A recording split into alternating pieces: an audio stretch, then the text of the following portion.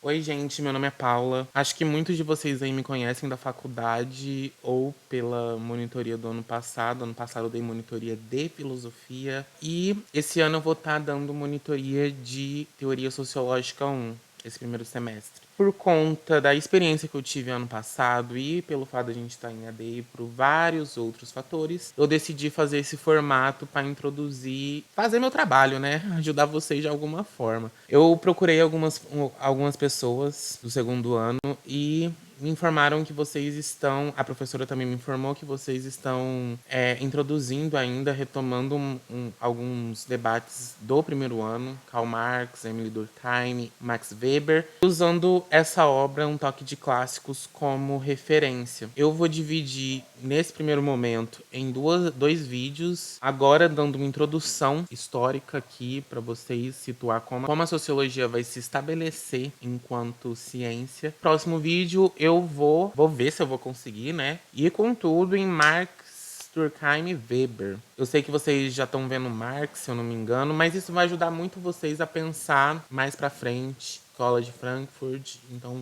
confia no processo, certo? Eu acho que essa contextualização ela vai ser muito importante, não só para ajudar nessa disciplina, mas como em outras. Teoria política, por exemplo, com Alexandre, eu acho que vai dar um norte para vocês. Acredito que vocês vão ver alguns teóricos da teoria crítica, né?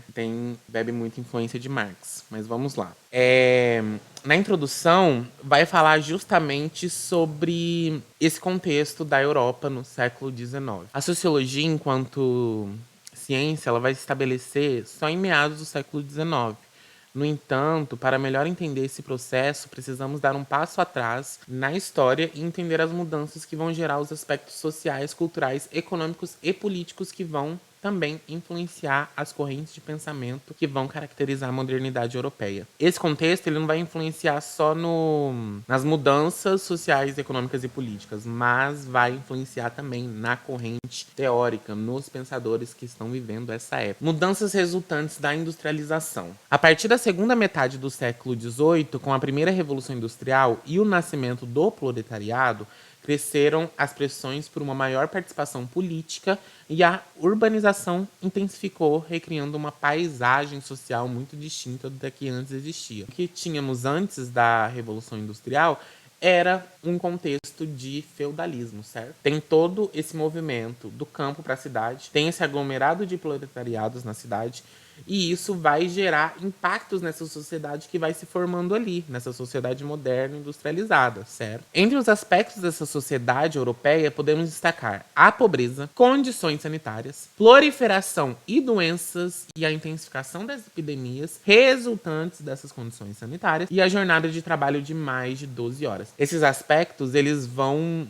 cair e vão ter muito mais peso sobre os trabalhadores, as pessoas que não tinham condições, de certa forma vão viver isso com muito mais intensidades. A mortalidade vai ser muito alta, a jornada de trabalho de 12 horas, óbvio que não era do burguês, do dono dos meios de produção, era das pessoas que estavam ali, porque se tem muita demanda por trabalho de tipo trabalhador, o que acontece? Ou você trabalha 12 horas, ou você aceita essas condições, ou você vai ser despejado, porque vai ter uma fila de pessoas querendo trabalhar nesse rolê, entendeu? Porque a pobreza e a miséria era muito grande. Aí eu coloquei um filme dos Miseráveis, que é um musical, e teve essa adaptação em 2012, e ela vai retratar essas condições de pobreza, de miséria, de...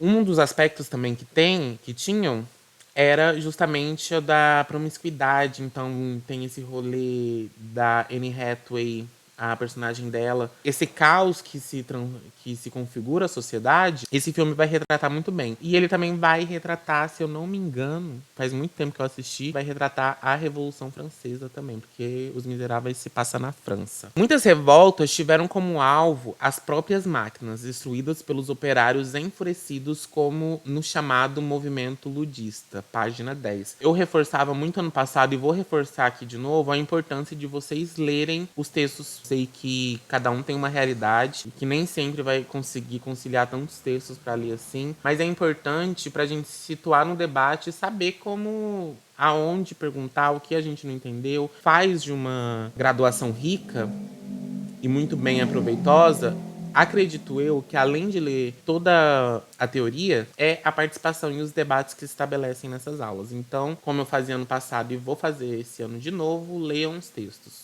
Ou seja, haviam revoltas. Essa era uma realidade desses trabalhadores. E eles não aceitavam calados. Haviam revoltas de certa forma. E uma dessas, através do movimento ludista, era a quebra das próprias máquinas, né? Outro aspecto que mudou, que é consequência da modernidade, é justamente a diferença entre o casamento arranjado que se tinha em momentos anteriores na história com a forma com que vão estabelecer essas relações afetivas. E no fundo tem essa cena de tempos modernos, porque ao mesmo tempo em que o filme mostra toda essa realidade da indústria, tem essa outra trama que é a relação entre o Charlie Chaplin e a mulher, que se dá por interesse. Não interesse econômico-político, mas se dá por interesse mútuo de ambas as partes. Antecedentes intelectuais da sociologia. A crença de que a razão é capaz de captar a dinâmica do mundo material e que a lei natural, inscrita no coração dos homens, pode ser descoberta espontaneamente, vai ganhando forças,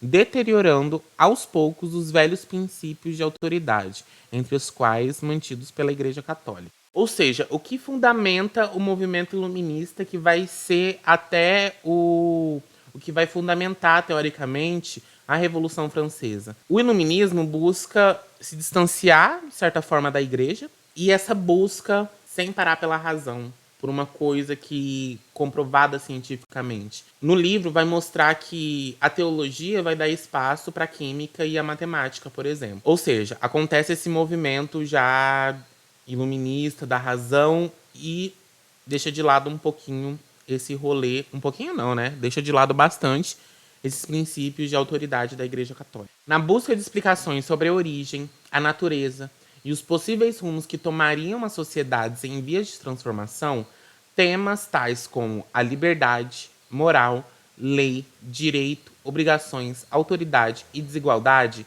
ganham destaque e vêm fazer parte também do elenco de questões que a sociologia coloca. Todo esse rolê caótico da sociedade, desigualdade, os ideais da Revolução Francesa de liberdade, igualdade e fraternidade vão sendo postos à prova e vai ganhando espaço no que moldaria o pensamento da sociologia, certo? Primeiras sociologias: ordem, caos, contradições e evoluções. A Revolução Francesa e seu ideário de liberdade presentes no pensamento iluminista refletiu nas produções francesa e inglesa, especialmente no que se refere à sociedade, indivíduo e à crítica sobre as mazelas da sociedade moderna. Precursores imediatos da sociologia, os pensadores conservadores consideram que o caos e a ausência da moralidade e a solidariedade que as sociedades nascidas das duas grandes revoluções eram fruto do enfraquecimento das antigas instituições protetoras como a Igreja e associações de ofícios, que haviam garantido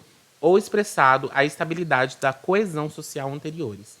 Esses antecessores da sociologia, esses pensadores mais conservadores, acreditavam que o caos que se instaurava na sociedade moderna da Europa era consequência de uma falta de pensamento autoritário, uma falta de religião, por exemplo, que durante muito tempo garantiu, de certa forma, certo tipo de estabilidade no caos às referências anteriores de sociedade que tiveram. Essa percepção impacta fortemente a produção sociológica, especialmente no que se refere aos temas de coesão e solidariedade. Apesar dessa influência, a sociologia vem assumir um caráter decisivamente moderno, acreditando no progresso como tendência inexorável. Apesar desses precursores da sociologia, ela vai adotar um caráter muito mais moderno de pensar mudanças e progressos no que está posto para a gente. Porque o que é a sociologia? O que é o estudo sociológico? É a gente desnaturalizar o que está naturalizado aos nossos olhos.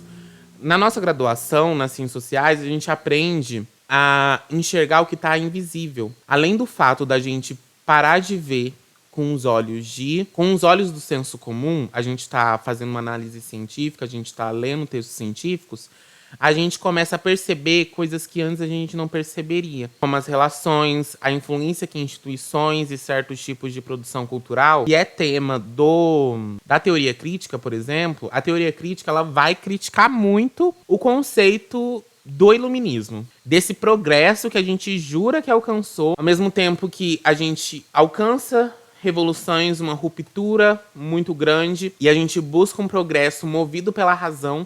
Essa razão leva a gente ao quê? A Segunda Guerra Mundial, porque é nesse contexto que a teoria crítica vai começar a pensar lá nos Estados Unidos. É importante ler porque a gente vai saber como formular de forma científica esses aspectos. Esses aspectos que a gente enxerga e reflete sobre, né? A sociologia começou a se consolidar enquanto disciplina acadêmica e inspirar rigorosos procedimentos de pesquisa a partir de reflexões de Emile Durkheim e Max Weber. Ambos se dedicaram não só a delimitar e investigar um grande número de temas, como a dar-lhe uma clara definição sociológica. Uma parcela considerável das produções desses autores esteve voltada às discussões do método de pesquisa adequado à sociologia. Tanto que Emile Durkheim vai escrever as regras do método sociológico. Não vai ser em 2001, mas essa capa é de 2001, né, no caso. Ele vai delimitar o método que a sociologia vai se estabelecer a pesquisa sociológica, certo? Karl Marx vai começar a escrever e produzir lá pelo século XIX, antes mesmo de Weber e Emile Durkheim. E apesar dos seus escritos e suas contribuições não ser restritamente sociológicas, ela vai estabelecer e vai ter um papel fundamental para pensar de forma histórica material, ou seja, pensar o processo histórico e como essa materialidade vai se dando, e vai trazer para o centro do debate político intelectual o tema da desigualdade. Antes disso, a teoria e a contribuição de Karl Marx lançou as bases para explicar a vida social a partir do modo como o homem produz socialmente suas exigências por meio do trabalho e do seu papel enquanto agentes transformadores da sociedade. Isso trouxe de volta ao centro do debate político e intelectual o tema da desigualdade social, vinculando a processos históricos sociais. E é a partir desse processo histórico-social, histórico-dialético, que ele vai poder ver possibilidades de ser esse agente de transformação.